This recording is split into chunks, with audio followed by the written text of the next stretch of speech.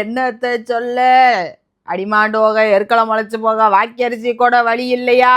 ஒண்ணுமே புரியலையே. நான் சொல்ல வாரது என்னான்னு உங்களுக்கு நல்லா புரிஞ்சிருக்கும்.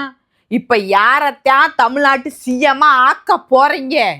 ஒரு முடிவுக்கு வாங்கலேன், இல்லைன்னா ரீஎலெக்ஷனால வைங்களேன். 200 சீட்டை வாங்கிட்டு ஜம்முன்னு உட்காடுறோம். அதுவும் இல்லையா அந்த தோத்த வராது ஜெயிக்கட்டும். அதுவும் இல்லையா அந்த ஆண்டு இருந்தவங்களே ஆண்டு தொலையட்டும்.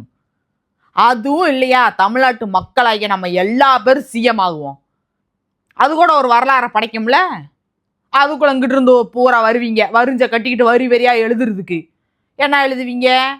அந்த வரியை பூரா எங்க போய் எழுதுறீங்கடா? முடிச்சுவிக்கு தானா, மழை மாதிரி தானா, போகிரி தானா, களவாணி தானா, எல்லாம் நடந்துகிட்டு இருக்கு. எங்க நடக்குதுன்னு உங்களுக்கு எல்லாம் தெரியும். அங்க போய் உங்க கமாண்டை பூரா பண்ணுங்க, சரிங்களா? ஆமா, இப்ப என்னதான் பண்ண போறீங்க?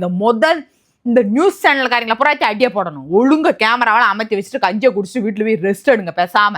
சும்மா இந்த இப்படி மொதையாதும் 3 நிமிஷத்துக்கு 2 நிமிஷத்துக்கு ஒரு நியூஸ் விட்டுக்கிறீங்க, ஒரு செகண்டுக்கு ஒரு நியூஸை விட்டுக்கிறீங்க. நாங்க எதைத்தான் நம்புறது?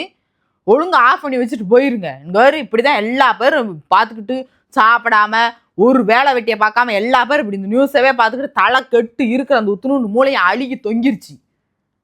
எதுக்குதான் இப்படி பண்றீங்க? இதுல இங்கிட்டு இருந்து பாதி பேர் வருவீங்க, நீ டிவிக்கே, என்டிக்கே, ஏடிஎம்கேண்டு. இது என் கருத்து. ஓகே.